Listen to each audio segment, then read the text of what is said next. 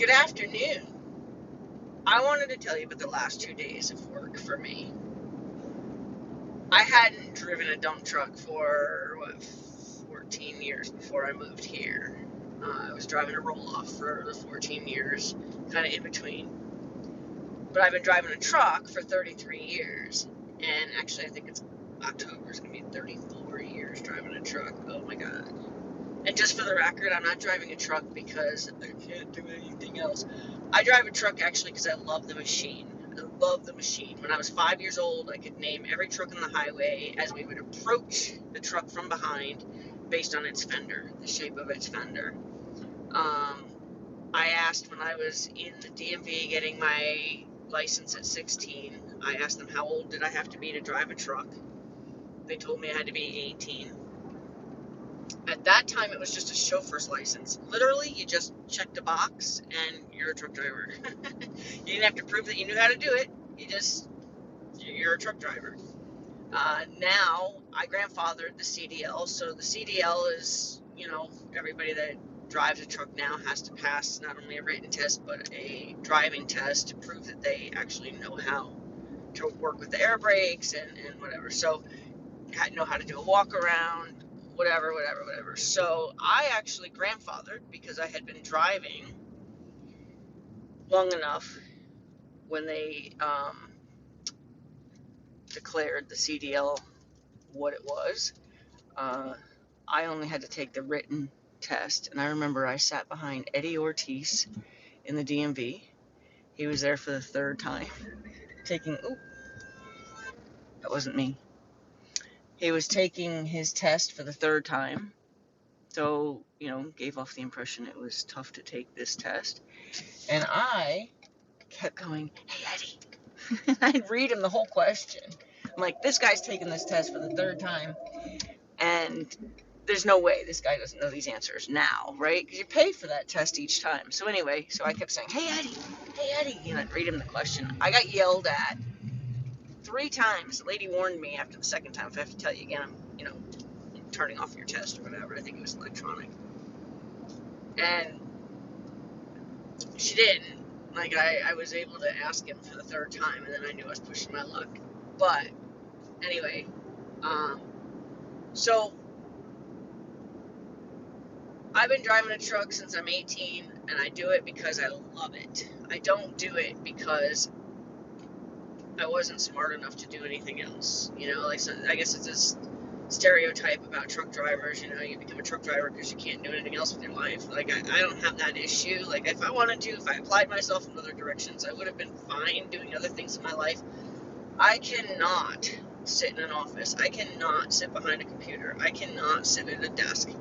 I don't like gardening. I don't like doing anything kind of outside that requires use of my hands either. Like, I love horses and I love everything that involves working with horses.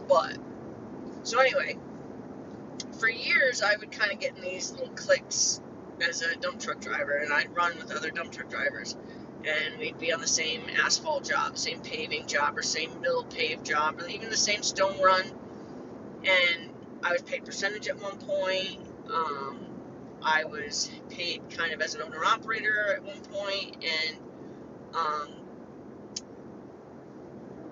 you find yourself kind of playing a competitive, staying on each other's bumper and pulling out together as if you're a tractor trailer.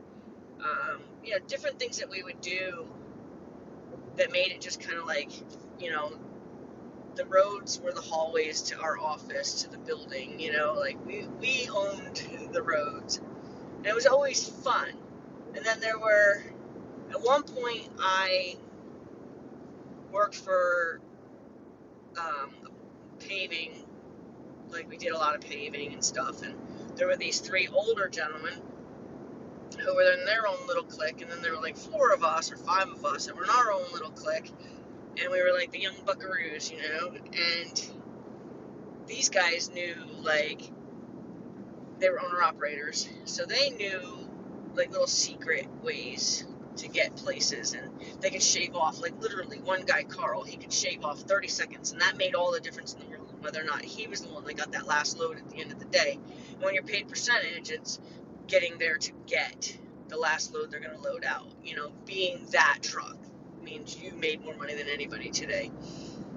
So it used to be fun, and it used to really like cutthroat. Like, you know, you'd cut each other off at an intersection, or you cut each other off on a ramp, on-off ramp. You know, you'd even cut each other off right at the job.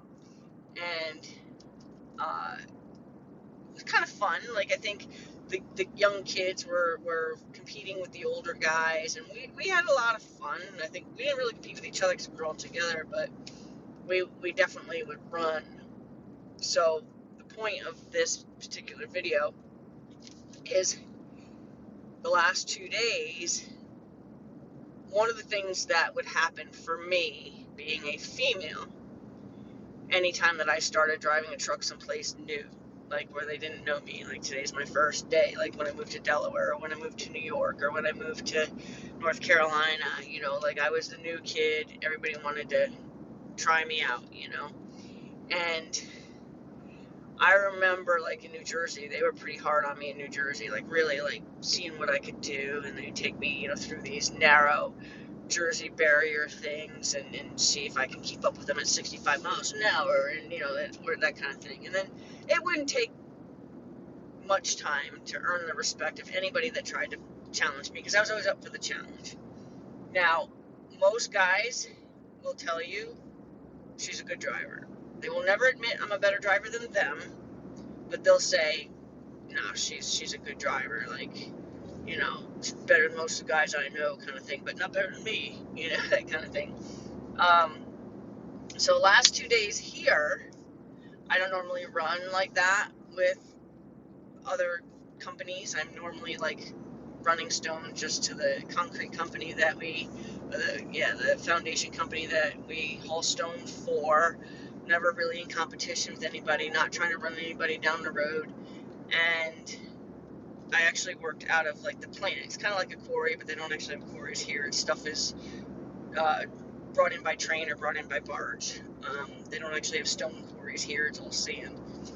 But I ran in the quarry atmosphere, and these guys really were trying to give me a run for my money, and I was having actually a lot of fun, and even, you know, pointed out to my boss that I was having fun kind of catching them meeting me on my shortcut road, you know, like, we thought the same road at the same time, you know. There were like 5 different ways to do this run, and I keep running into this one guy, which we had fun, like, it was all in good fun, this one guy and I, but the other 2, I think, felt a little bit like they had to stay in front of me, and they were really, like, you know, trying to go around me, and I found myself feeling in that competitive, but I had a good time. I don't know if they did. I doubt they did. But it's funny the difference today. It's like I was up for the challenge, and they ran hard yesterday, and I showed them that I can run just as hard as them.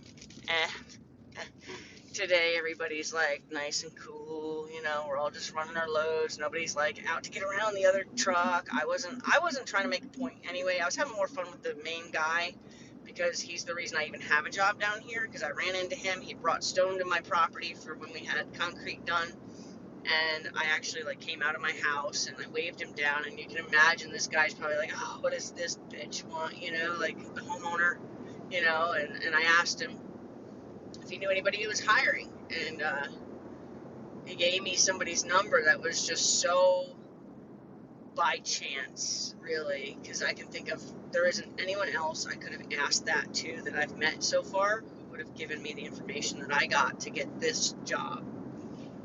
So it was like, you know, so he's kind of like my buddy, you know, even though we've never actually talked with our feet on the ground. We've seen each other. I think we've talked to each other a couple times on the radio, like literally, like, hey, Kenny, we got emergency equipment coming up on us, you know, so he knew if he didn't see him coming, he knew we could move over, and I was going to let him get in front of me to move over, kind of thing. That's like the extent of our conversations. We wave at each other. I have a big silly wave. I wave at people. So anyway, no, I hear myself saying, I apologize. But today everybody was pretty chill, and this other guy today was even like willing to reveal his shortcut. He didn't know that I live on the other side of that shortcut, so I actually know that shortcut. It's like sometimes I go that way to work. So I was actually very versed in where we were going, and at one point I tried to turn my turn signal on before him so he knew that I actually knew where I was going without being like disrespectful.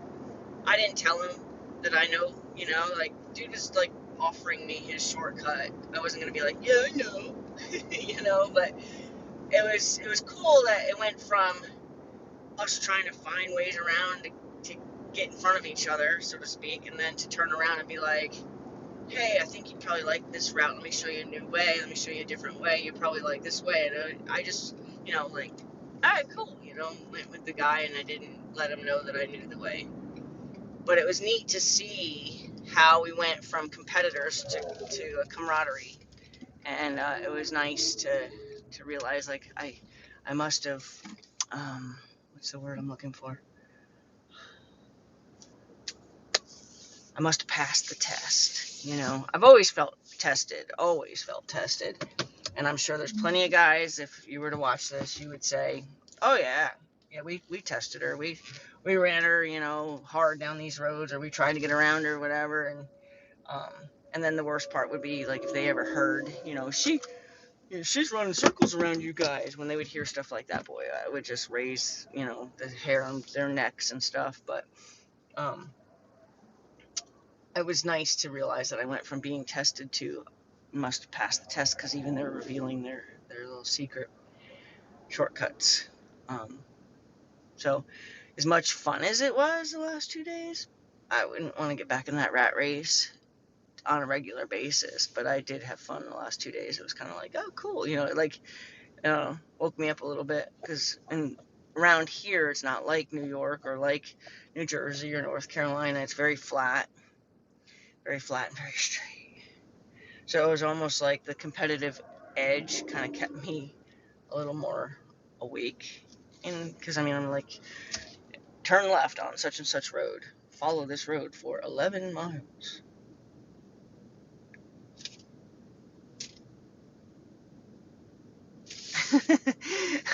Very, very tiring to just drive for 11 miles, 15 miles, 21 miles straight.